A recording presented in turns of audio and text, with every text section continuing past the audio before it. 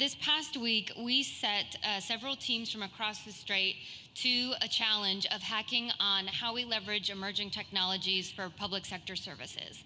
So this isn't as technical as it sounds, but we basically provided different prompts around public sector services like education, healthcare, workforce readiness, transportation, manufacturing, and sustainability. So the main categories that are going to be transforming over the next 10 years or so as we move into the fourth industrial revolution. And we outlined some of the main emerging technologies that are going to be completely transforming these spaces and asked them to come up with innovative solutions, but solutions that were important and meaningful to their community. So not only are we asking them to come up with these solutions that make sense for their community, but we're going to take these ideas back and really dig in and find ways for these community-sourced opinions to better inform public policy, because all of these changes are going to happen at the public and private side. We do these policy hacks around the globe. Most recently before this one was Mexico City, so we're super excited to bring it to Boston.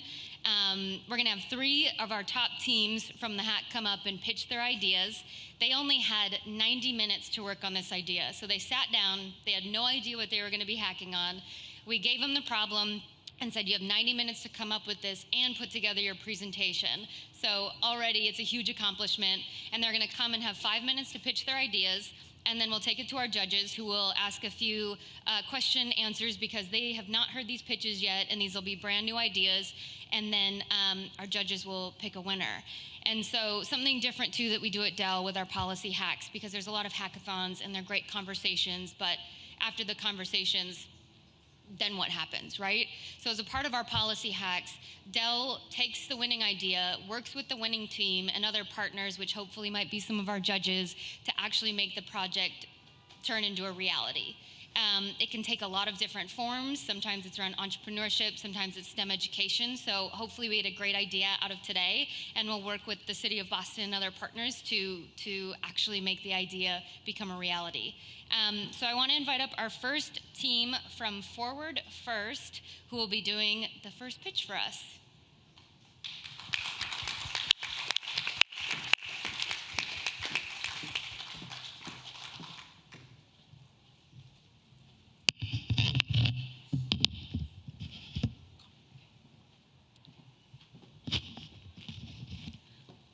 Hello, my name is Anita Yip, and we have Shannon Montanez and Helen Mayer with us, and we're members of Spark Boston's Millennial Council. We were given the question, what can governments, schools, and businesses do to prepare for the change in the workplace brought on by emerging technologies, focusing specifically on resilience for the workplace of 2030 and beyond?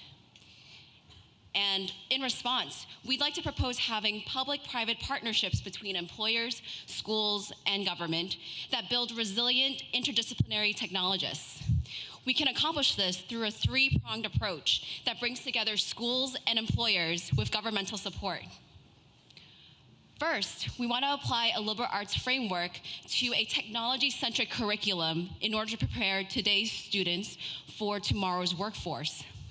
In addition to teaching students technical skills, students will be prepared to think critically about the social and ethical implications of the tools they create and use, to work with others across roles and disciplines in innovating solutions to complex problems, and to adapt to new technology, professional trends, and unforeseen challenges. Second, we want to fill the STEM pipeline by seeding and sustaining school-based programs that bring professional engineers into high school classrooms. Partnerships between employers and government will provide the secondment opportunities that bring those engineers into the classroom. Bringing engineers in to meet high schoolers will expose students, especially those who are the first in their family to go to college, to role models who will help them understand that they have a place in the STEM pipeline. Students can take what they learn in the classroom and bring it into the workforce through STEM internship programs facilitated by state and local governments. Third, we want to shift from a linear progression of learning only in schools to a continuum of lifelong learning. We know that it takes multiple ways of learning to retain and recall information to learn and build new schools. The workforce of 2030 and beyond will have to continuously learn to unlearn, and learn to relearn. We want to empower them to do this through a combination of formal macro learning opportunities like degree track learning that's powered up by integrating micro learning opportunities through on-the-job training. We know technical skills are constantly evolving, so we envision having a feedback loop to ensure that in today's curriculum, both in the classroom and the workforce, reflect today's job market. 2030 and beyond envisions resilient workers trained to think critically and to continuously refine and expand existing skill sets throughout their careers, which will build resilience by making them responsive to the changing demands of the workforce. By applying a liberal arts framework to reshape the how, what, and when of learning, we can ensure that the workforce of 2030 and beyond is trained to think critically, to understand not only what knowledge to acquire, but also how to acquire it.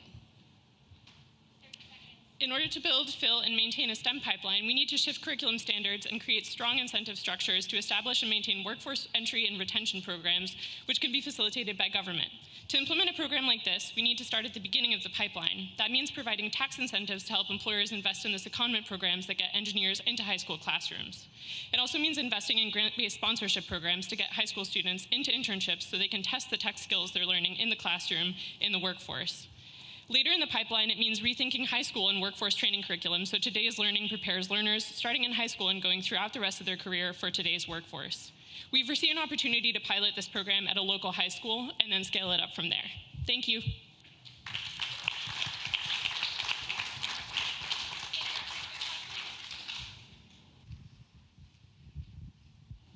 Panelists, please, questions?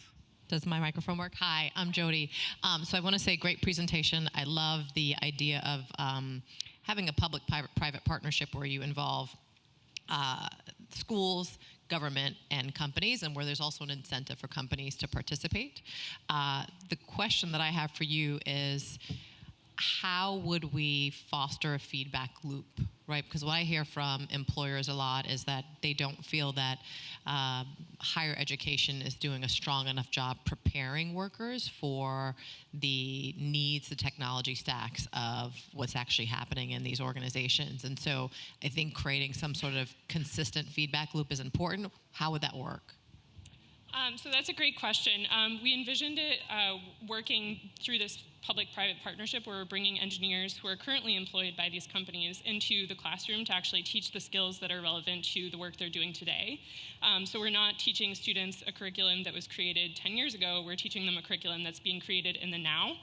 So this helps employers to figure out a good sourcing pipeline, but it also helps students to actually envision themselves in a STEM pipeline that's relevant to today's careers. And is there technology that will support that feedback loop as well to make it pretty instant so that you don't rely on just the instructor coming into the schools? So we envisioned a lot of collaboration that would be facilitated by the state organizations that set curriculum so that the people who are involved in curriculum creation can interact in real time with the engineers who are in the classroom to understand how they're thinking about the teaching they're doing. Thank you. Thank you. Hi, everybody. Thank you, ladies. So I'm a little bit biased because these young women are part of Spark Boston, and if the 24 to 34-year-olds here, if you're interested in joining Spark Council, it is an amazing opportunity to engage in activities like this, as well as connect with other millennials across the city. And I don't want to say millennials because the age group doesn't change, but the generations do. So my question to you is, why just high school? Are you looking to potentially expand this to go younger? Because obviously you are really talking about urban schools. You're talking about, Boston in particular. So I'd love to hear why just high school. So we thought about this in high school because we saw a natural progression from the classroom to the workforce. So students could learn these technical skills in the classroom and then go through an internship program in the summer. So we're keeping the skills that they're learning in theory and having them apply them in practice pretty immediately. I'm a parent of 2 members of the high school class of 2036. So I think about this, and I think that helping students who are in high school to directly translate their skills is a natural fit. I think there's no reason why we couldn't implement it earlier, but we'd envisioned starting in high school because of that natural transition fit. If I may. Yeah. Less than half of Massachusetts high schools even have a computer science classroom offered. So I think the fact that we have a gap at that level is the right way to address it starting in high school, rather than let's go to all the wealthy schools that have the funds to create a computer science program in elementary or grammar school, when we have an opportunity to create a level playing field at that high school level as well. Perfect. Nuts. Go ahead. One more question? Could I ask one more question? Great presentation. Is there any provision in your proposal that would incentivize industry to go into more challenged urban schools? So we envisioned a tax incentive program as part of this. So those tax incentives could come from state or local government. So I think the way that those are applied will dictate the way that the program would be implemented in the schools. So if districts want to attract these employers, they could provide higher tax incentives, or the state could make a concerted effort to actually invest in those schools. All right, we're at time. Thank you so much. Thank you. Thank you very much. That's incredible that you all came up with that in like 90 minutes time. So I'm inviting Team 2 Resilient Coders up to present their idea.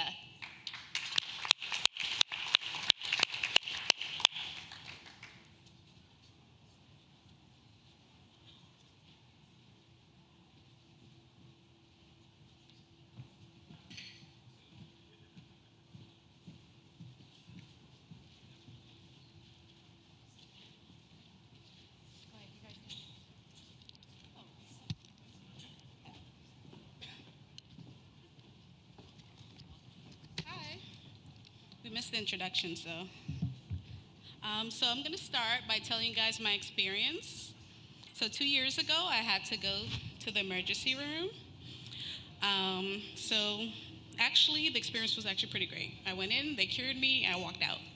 The problem happened when I went to go see my doctor, and he needed the results from the tests that were ran on me. So he put in an order like he usually does, and we waited, and we waited. 2 weeks later, nothing. So I went to the hospital myself, and I'm like, okay, I'll do this. It's easy. I'll go in and ask them for my records. I was sent into a dungeon.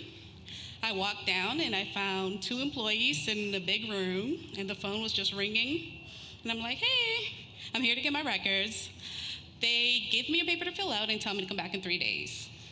So I got my records 3 days later, took it to the hospital, and all of this just so I wouldn't have to get new tests ran, so I wouldn't be charged again for my insurance, so I wouldn't be pricked by the nurses to give blood.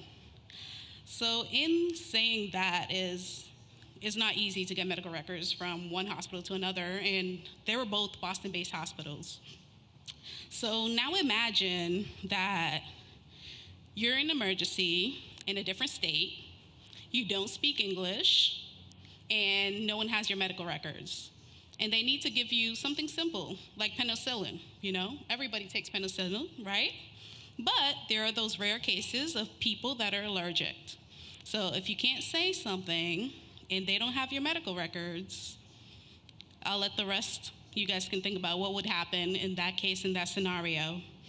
So I'm gonna bring up someone to come and tell you why this is important and what the problem is. So as you guys know, the problem is that medical records are slow to transfer between 2 institutions.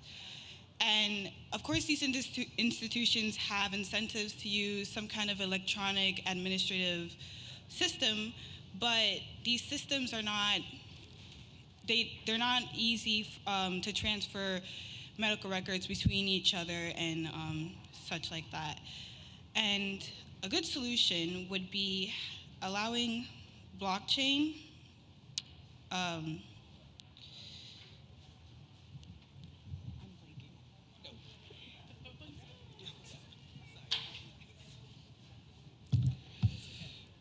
Utilizing blockchain would allow institutions to more easily and quickly access patient records and contribute to patient records as well, which would create an increased trust amongst providers in these records, which is currently a huge issue. Currently, if you're Dunya and you go to your doctor after having just been to the ER, you might have to do every single test that you had just done. You might have to repeat every single diagnosis, and you might have to wait another 2 weeks that you had already spent because the current doctor cannot confirm who put what in your records, or they might not even be able to get your records at all. This slow and inefficient system results in more frustration for patients and far less optimal care. Blockchain would allow institutions and care providers to spend less time, money, and effort on the electronic health record maintenance, as well as easier access for research data, and easier access to this data means less errors and thus less malpractice suits. A streamlined system would greatly decrease the funds spent on transferring medical records to and from other institutions. Now, blockchain is a technology that gets spoken about in many different industries, and people will often bucket the idea of bringing this into healthcare because healthcare is notoriously slow and stubborn to change. But with blockchain, records would become universally easier to access and search through, resulting in less errors caused by lack of full patient history, which, like Dunya said, would mean that nobody's getting medication that they're allergic to and being given treatments they've already been given. As is done with current electronic health record systems, this is something that was a problem before when we only had paper records and we had to transition to electronic health records. There are ways of standardizing institutions' use of this information and transferring it to one another without requiring significant funds or administrative bureaucracies. Oh, geez. So the implementation of this is extremely important and would require policy and government use. And we know that this is possible because we've seen it with the High Tech Act, which has made it possible to incentivize and penalize institutions that refuse to use these systems that would make it far easier for patients to get the health care that they deserve. And so very important part, how can government help to implement this plan? So the most progressive plans are always brought in through government action, policy, and funding. And ways that the government can help to make this blockchain technology successful is by incentivizing institutions to use tech by offering loans and grants, offering services to assist the hospitals, coupling blockchains with their current e-health record system, funding and assisting development of both universal and customized software, and allowing existing electrical health record systems to contribute and access the blockchain, and also to protect patient health, working with these hospitals to use existing policy to protect patients' personal information. Thank you.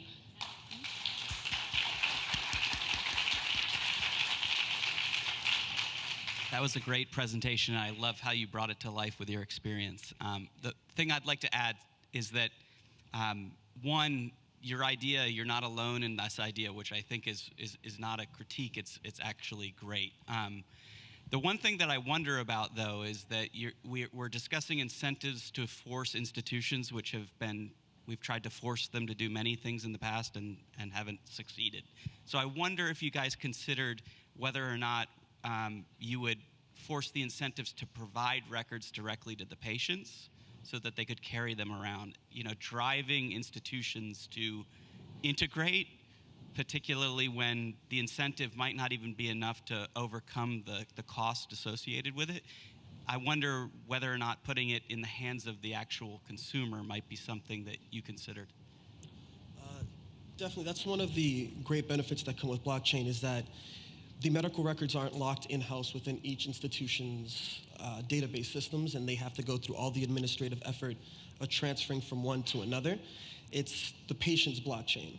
So there's as you said, there are many efforts to try to figure out a more streamlined way of doing this.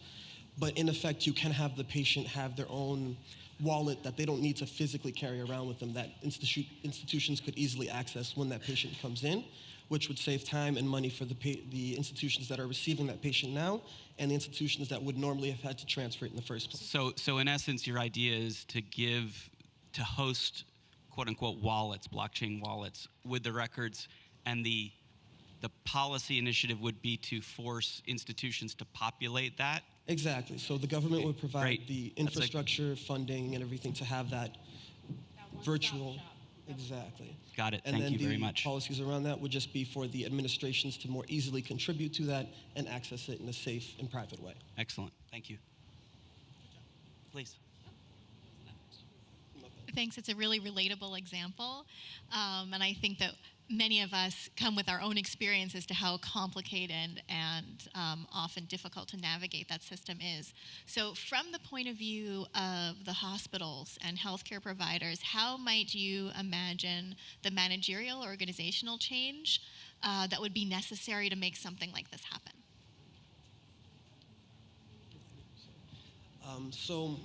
We can learn a lot from the previous High-Tech Act that was enacted during Obama's administration, and before that HIPAA as well, where there are funds and institutions dedicated to assisting in the transitioning of current administration processes, so that, for example, currently most EHR systems or electronic health record systems just produce an XML document, and there's very little standardization around that. But with the proper funding and the right use of talent, we can have software modules added on top of existing EHR systems that allow most of what's there to exist the way it is, with an added cherry on top that makes it easier to transfer that information to the blockchain and to retrieve it as well. And with that module, there's also the increased standardization, which makes it safer and easier to use this data. I think that. Adding more work. Exactly. So ideally, with this system, you wouldn't need much more addition to hospital staffs or hospital administration. You wouldn't need giant shifts in departments or managerial systems. You would, in fact, be able to spend less time, less money, less effort, and less human work on this transition of information. All right, we're at time. Thank you so much, Team 2. Thank you very much. All right, guys, our last team is Fairmont. If our team number 3 can come out and join us.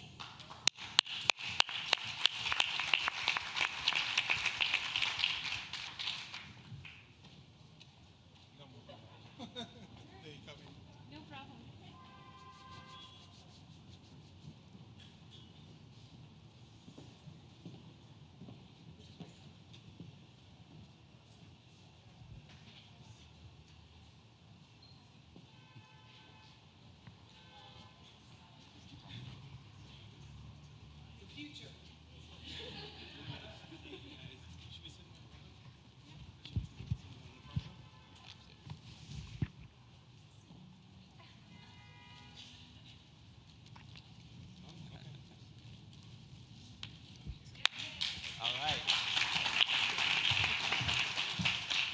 Hello, everybody. I appreciate you guys giving us that fantastic grand entrance. Once again, give everybody a round of applause that came before us. My name is Brandon Ransom, and I'm here representing the Fairmont Innovation Lab with Kristen Ransom, Maria Parker, Al Willis. And we are a coalition of community activists, developers, as well as residents of Mattapan, Dorchester, and Roxbury. So for this past week, we've been spending a lot of time really racking our brains around how can we adopt policy that implements and augments technology within our communities. So this is the results of that particular conversation. So, hello, everyone. Again, thank you so much for your time. So as many of you know, technology is everywhere, right? And our children see that. From asking Alexa to play a nursery rhyme to playing Pokemon Go in the comfort of our beautiful living room, you know, technology is being used by our children every day. And I know a lot of you know that blockchain, as well as other technologies like artificial intelligence, are becoming more and more prominent.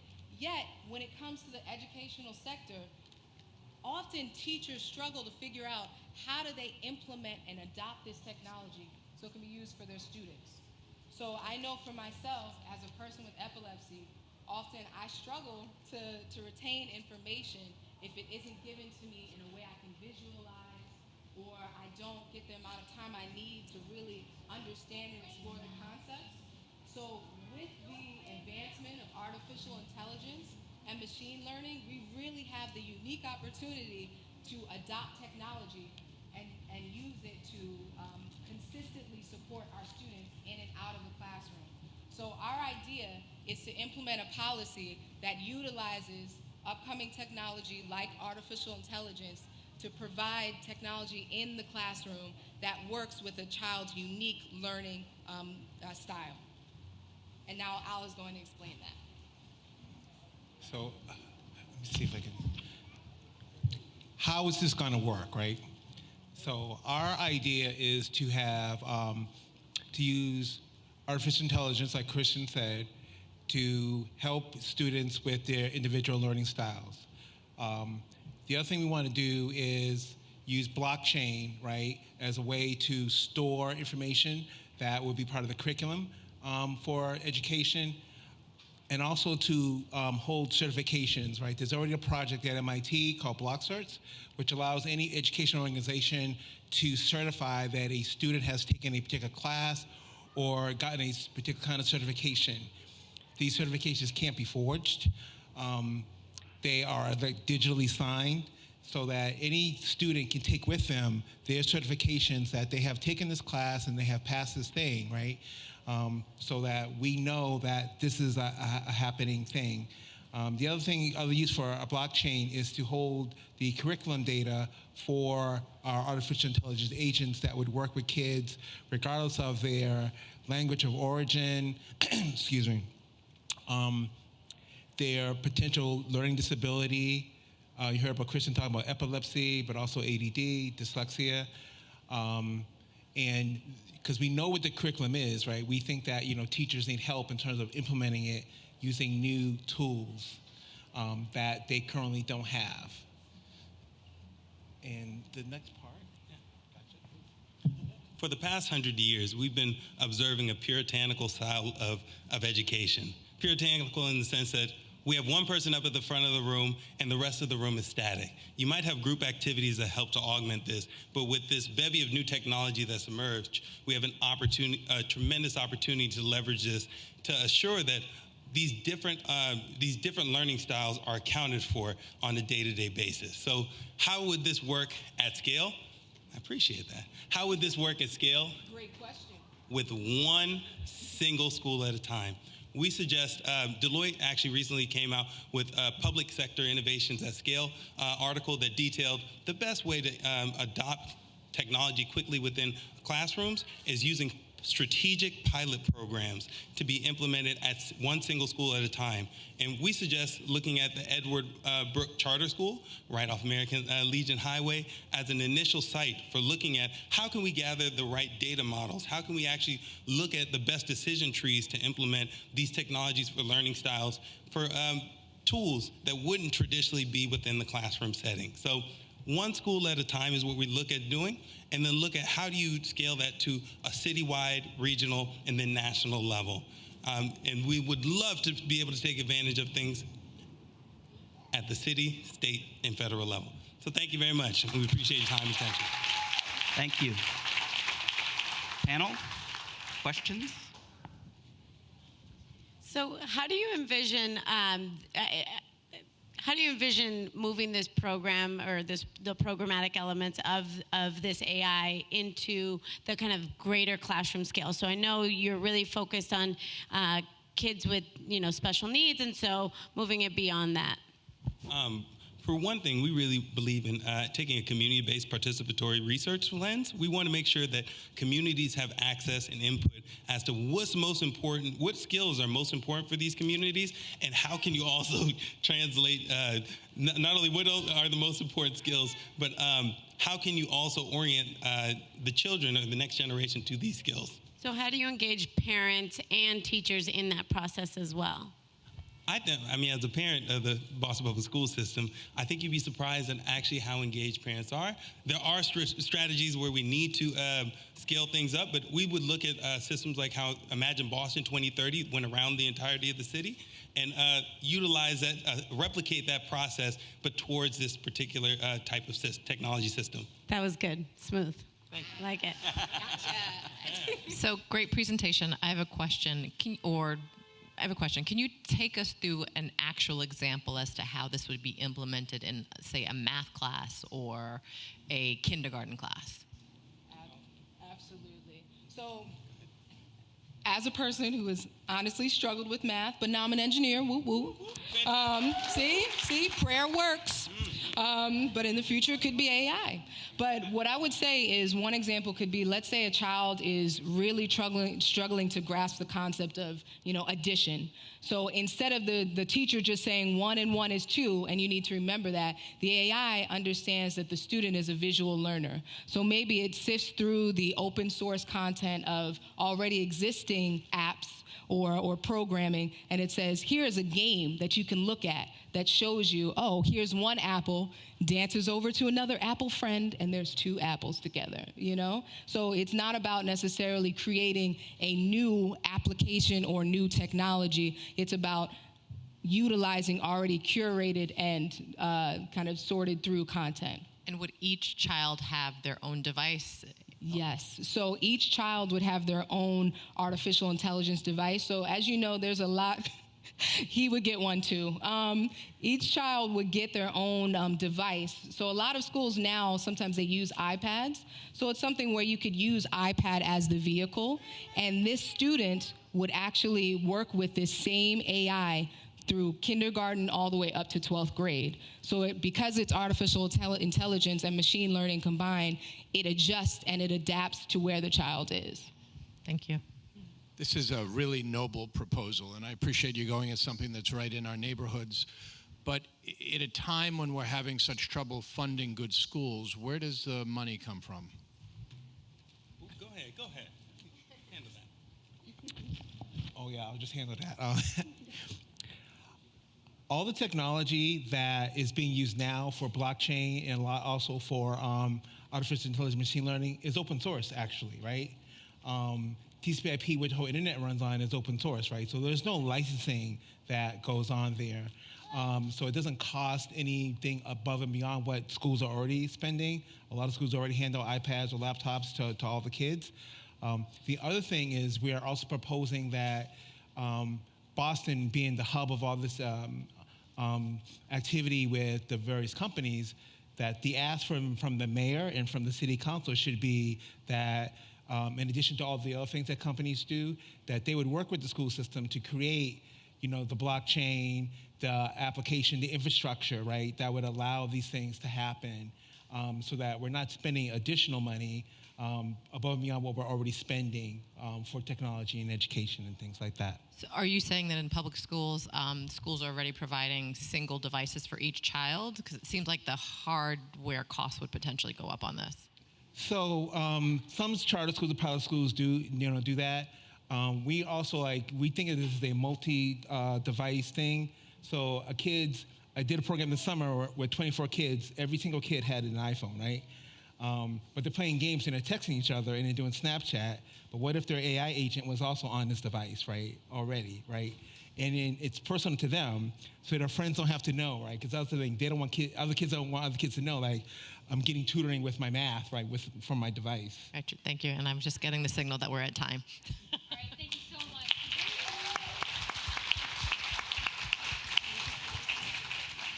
All right, so at this time, I'm going to ask our judges to turn off your mics, put your heads together, and give a couple minutes to come up with the winner, which we're going to announce at the end of our panel discussion. So sorry to keep you guys in suspense.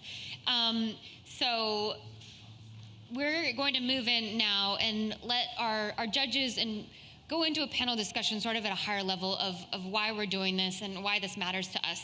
And I wanted to provide a little context for these drawings that I had put up front.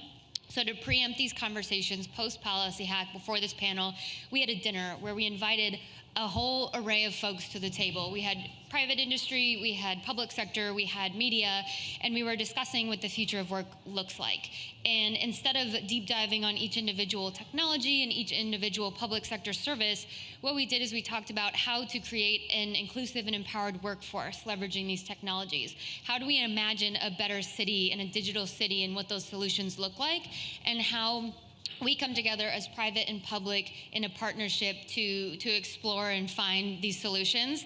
And it's such a fun topic because there's no right or wrong answer, but that also means it's a very big topic. And so these drawings were live illustrations that were being done throughout the conversation, throughout the dinner, and these are a lot of the ideas and words that we came up with. So I thought we'd bring them and share them with you guys just to get an idea of the conversation that we had and to sort of preempt the conversation that you're about to listen to, and just to keep the conversation going.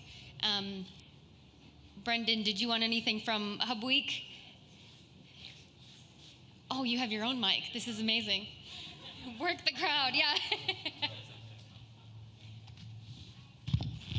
Yeah, I just wanted to say thank you to Dell, because this is something we've talked about doing for a while. We are looking at HubWeek always at ways to get new people involved with what's happening in the city and the innovation and creative economy. And that sounds great. A lot of our partners want to do that, but what they really want to do is have their CEO on stage, and that's wonderful also. But that Dell was willing to do this and buy into our vision that what we should do with our time and energy is create this hackathon, put all this thought into it, and make all these smart people available so that we can get some new ideas up here. I mean, this was a fascinating series of pitches right here. I think I know who I would vote for as the winner, but I'm really curious to see where the judges land. And I'm excited to see what we can do with this next year to build off this and do another hackathon and see if we can broaden the reach. I mean, these groups, if you run a small nonprofit, speaking from experience, there's not always a lot of bandwidth, and there are usually more demands on your time than there is capacity. So we're just really grateful that you guys were willing to invest some time in this and come out and be a part of HubWeek. I also know that in a small nonprofit, planning for a year ahead, you might as well plan a trip to Mars sometimes. But our hope is that the winner of tonight's hackathon will come back next year and do a keynote presentation on what they did and what their pitch was. And we'll have a whole year to work on it and to refine it and get it built up. But we'd love to share more of these ideas and have more people get to hear what you're working on and ask some more questions. So thank you guys for doing this. You guys didn't know what you were signing up for. I know. I just committed you guys to an event next year, so thank you. All right. How are our judges doing? Should we start a countdown? 30 seconds. 30 Natalia seconds. says. Perfect. This is tougher than I thought. It is. Sometimes the judges make a decision in just a minute. So. It's really been a long day for our poor podium, but we'll have a chance to fix it tonight. So we are back up here tomorrow. We start at 7 a.m. with another mindfulness exercise in the clubhouse next door. And then the panels start again at 9:30 tomorrow morning and run throughout the day. We have a panel on what happens now in Massachusetts that marijuana is legal and how do we build a sustainable economic model around legalized marijuana. We have a conversation tomorrow afternoon with our friends from Amplify Latinx. This is a continuation of a project we launched last year, which is aimed at incorporating more Latino and Latino-owned businesses into the Boston economy. And we end tomorrow night with everybody's favorite HubWeek event, which is our silent disco. If you have never been to one, I strongly encourage you to attend. I can promise you it does not matter how bad of a dancer you are. It will still be a good time. All right, we're going to let the judges sit down and have their conversation now, and we'll announce our winner at the conclusion of that conversation. Brian has strong opinions till the end there. That was no surprise. We'll see if he won. So we're announcing at the end, right? Yeah, at the end. Excellent. So we're going to have a little discussion. And I did get a few prompts, but I'd love for you all to just sort of general thoughts. There were some great presentations covering a wide range of topics and a bunch of technology. The topic of technology in society and in local government, national government, it's pretty extreme at this point, right? We've got one side, a little bit of techno-anxiety. Another side is sort of, utopian technologists. What do you see as the sort of major challenges for society, government, and business in the technology sector today? What are those things that you're really seeing here in the city or beyond that are really capturing your attention and making you think deeply? So I can jump in really quickly. as you ask that question, the first thing that comes to mind is workforce, right? So I spent a lot of time on workforce development.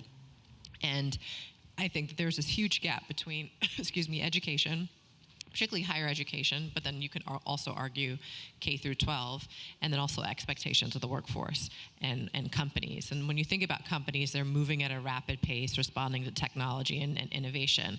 And so, they're moving at a pace that's light years ahead of curriculum evolvement and curriculum innovation.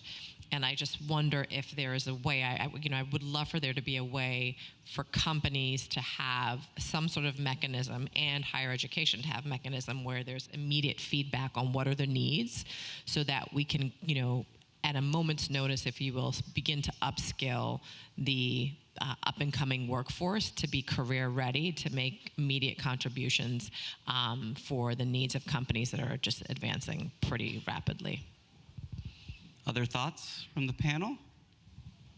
So I'm an educator and social entrepreneur, and also working at this interface. And I think that, I really appreciate that point, but I think we might want to think a step earlier than that, also to think about translation. Because when we talk about different groups needing to come together to understand each other's needs, often the words might be similar, but the embedded values are also different. For example, the speed of technology. Sometimes it's easy to forget that there are people behind everything, and to imagine that technology is sort of progressing on its own, and giving up human agency, which is also that ability to step back and saying, maybe we should be doing something a little bit differently, or our values really expressed here, and what the future can be creating. And I think sometimes a time to step back, but also with language that everyone can get on board with, who have entirely different incentive structures, Sure. deliverables, ways of measuring success. And I think it comes down to partnerships. Sure. We'll continue on with that, but I wanted to add a little bit of a wrinkle to that, because you got me thinking, which is, behind every piece of technology is a person, and technology in many ways is just codified human thought. It came from somebody. And we as an industry have a pretty significant, in the high-tech industry, have a pretty significant diversity problem. And if you're only putting in inputs from a certain type of person, a certain, whatever it might be, you've got a problem. In terms of, what are you thinking about? How do cities, how do companies, how do we solve this problem? It's a big problem. Well, it's a big problem. I think partially we have to look where we haven't looked before, right? Data, as you mentioned, if you have only one type of person inputting data or asking the questions, you're going to get caught up in only that perspective, right? So that's why it's really important to look for talent outside of where you typically would look. I agree that we have a workforce problem. We have a huge gap in training, in how are we getting kids through the pipeline into college and really being able to access opportunities. But I think partially there are a lot of jobs out there in the tech industry that don't require, or should not technically require, a lot of the technical training. And so how are we tapping into community colleges? How are we tapping into other industries that have a lot of people with diverse thought, that it's not that they can't learn it, it's just that they need the access to get there. And I think public-private partnerships is really the way in which government can have influence here. And frankly, the only way in which we can actually make a dent in this space, because the government, city in particular, can't pay for all of these new technologies, can't keep up with it. Whether it's bureaucracy or tech limitations, we really need to partner in order to tap into those different types of technologies, potential, et cetera. Sure. Other thoughts? I would add to what you're saying by, first of all, HubWeek promised that we wouldn't have any mathematics to do if we were on this panel, and they promised I wouldn't have to know what blockchain was. They did promise. I would say I agree. We do have a real diversity problem in almost every industry, especially in tech. We have a workforce problem, but we also, in this region right now, have this massive inequality of opportunity problem. And if we can apply technology and the forces of the industry to somehow bridge the inequality gap so that you are not predetermined as to your future in terms of where you are born, this would be an incredible development in Boston, and the industry could play a really major role in this. Yeah, so I agree. I agree with both of you. And Natalia, you're giving me an opportunity to make a shameless plug for a program that we launched called Hack Diversity, where we're doing exactly what you recommend, which is, forcing companies to think differently about how they hire by tapping into community colleges and coding boot camps and oftentimes overlooked other institutions. Because what we're finding is that the best and the brightest doesn't just go to the top-rated colleges, but I think you adding on to that is this need for collaboration, which was what you had also said, which is I think we need to have more collaborative conversations, public, private, so city, state, company, to really determine, okay, well, what does that mean? So you're helping me with the workforce, but then if folks come into the organization and I don't feel like they're prepared, then how do we help get them there? And the lack of preparation is really based on they just haven't had the access and the opportunity and the access to the internship. So how are we, helping to make sure that we are upskilling and readying the workforce so that once they get there, they can thrive? And I think that's going to take more collaboration, public, private, industry. Yeah, so I'd like to say yes and to that also. So I've co-founded an educational nonprofit with Christine Ortiz called Station One, and we're also working really at that intersection of opportunities, seeing an amazing, overwhelming amount of students from everywhere who really have passion and potential and need opportunity. And we're also working with internship hosts and research-based mentorship.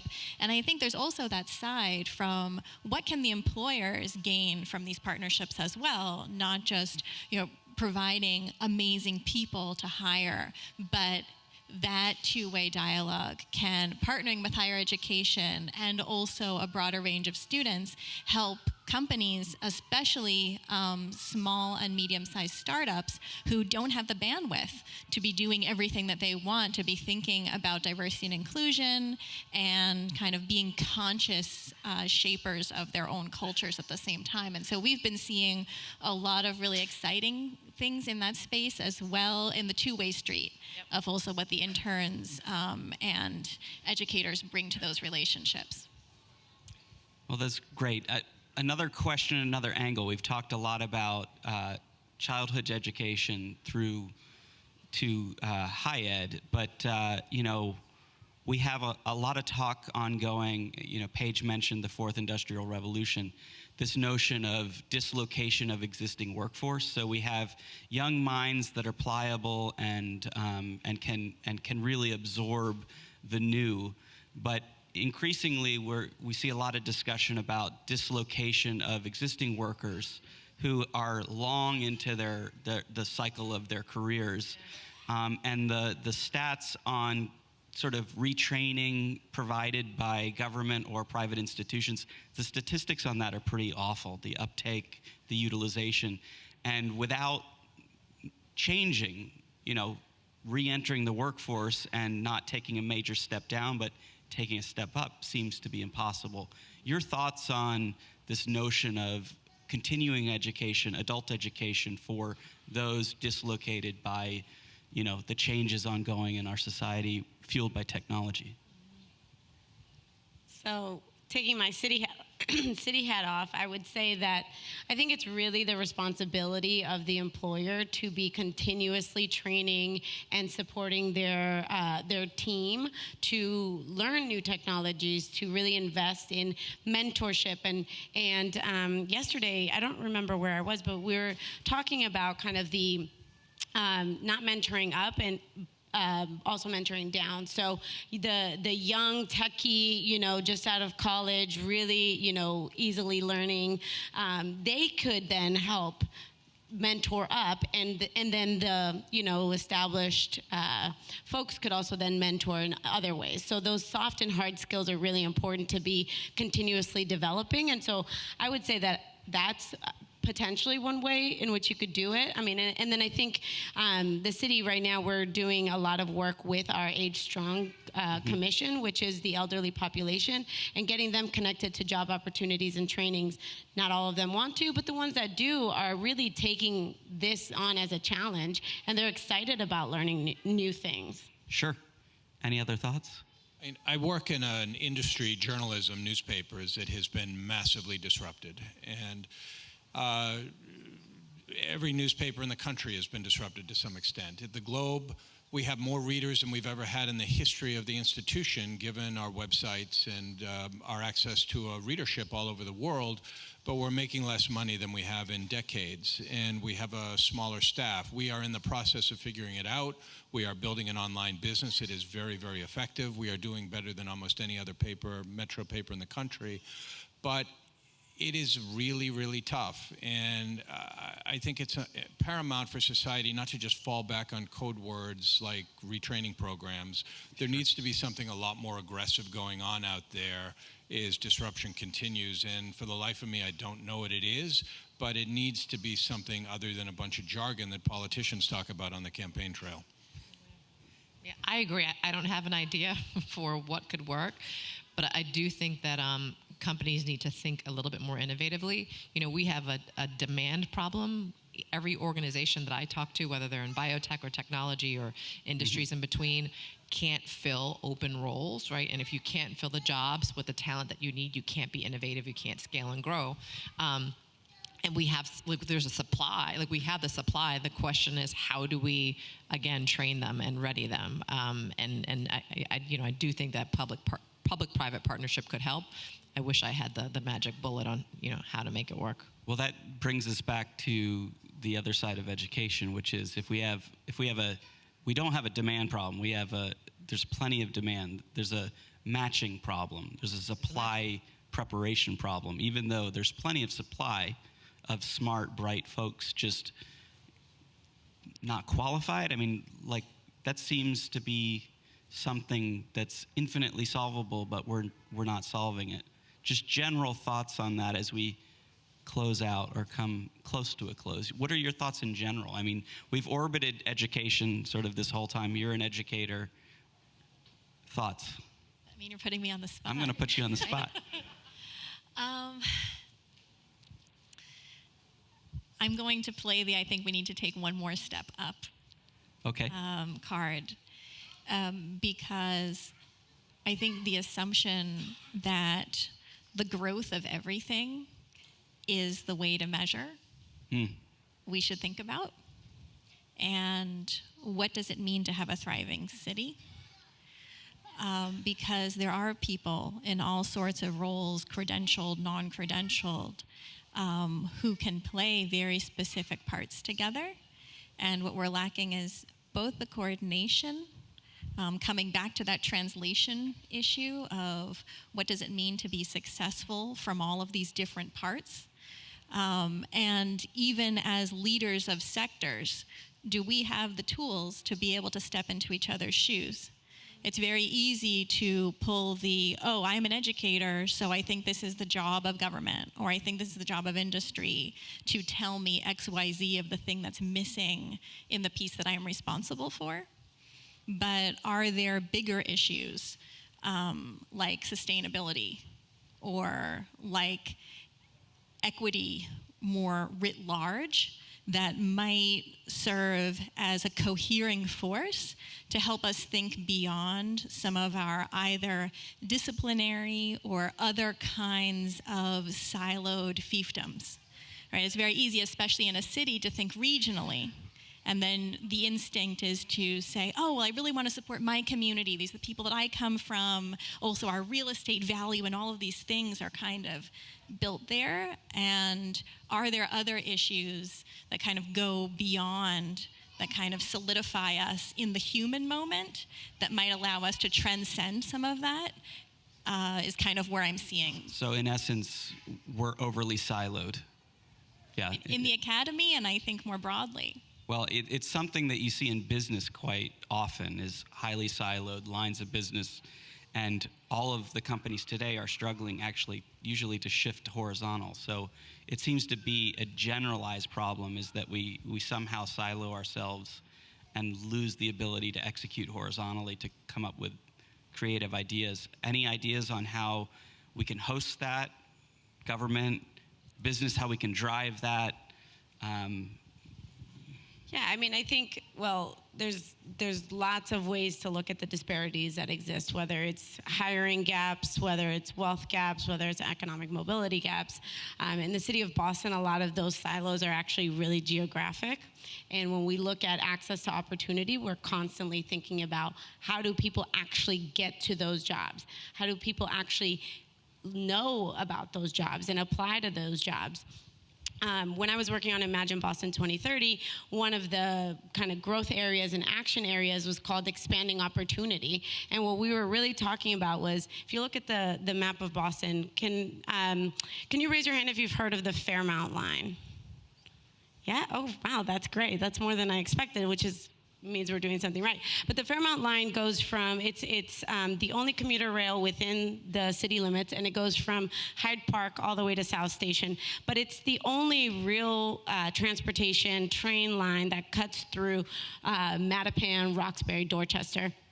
And this line in particular also happens to align with the largest population of school-aged children. It happens to also align with the massive amount of unemployment rates. So in these communities, you're seeing 3 to 4 times the rates of unemployment as you see across the city. And so we are really focused on how do we actually tap into that potential, right? Because as you said, there are plenty of people in the city of Boston that could fill these jobs if they had the access, if they had the training. And so, yes, you have to start really young. You have to start pre-K. You have to really invest there. But you also have to invest in the people who are currently, raising those humans. And you have to invest in job opportunities for them. And a lot of that is actually physically, how do you get places?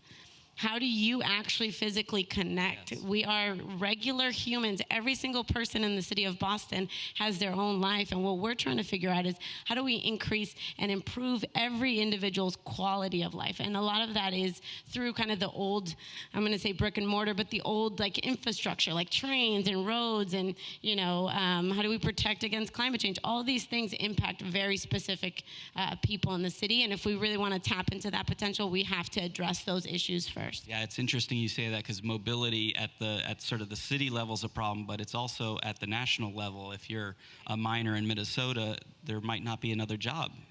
So it's interesting, and I think are we approaching time?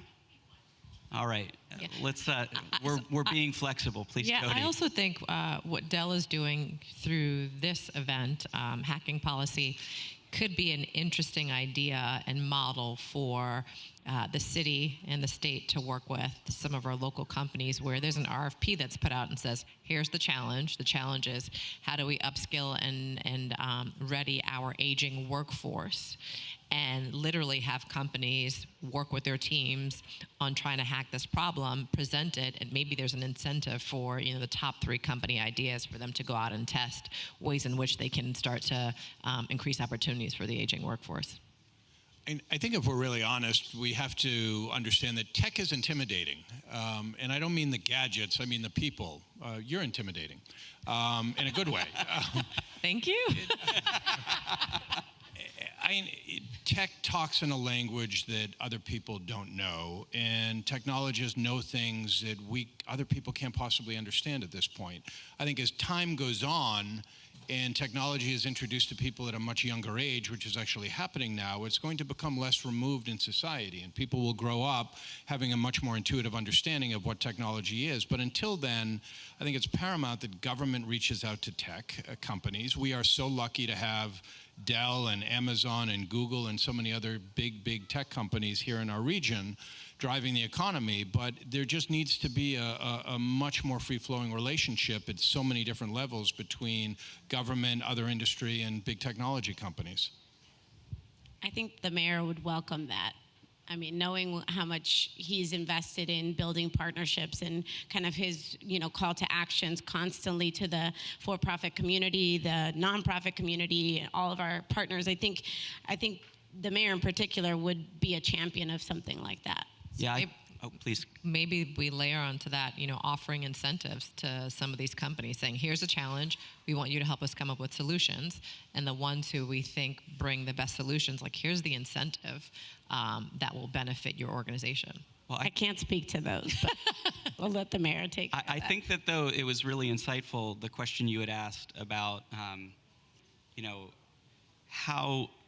how do you create an incentive structure, a feedback structure? It might have been you as well in the first presentation about, like, how do you bring and create bidirectional value for companies to engage in these? And I think it's not for lack of desire to participate. I mean, I'm always looking for opportunities to participate more broadly in the community, but it's, as you said, you say tech is difficult to approach. Government's difficult to approach. Higher ed's, like trying to read a academic paper is like translating from Aramaic. But it's like, it's somehow we need to figure out how to host these multidisciplinary engagements. And this is one example of it, but certainly scaling it up and figuring out how to talk to one another seems really important. So. Closing thoughts?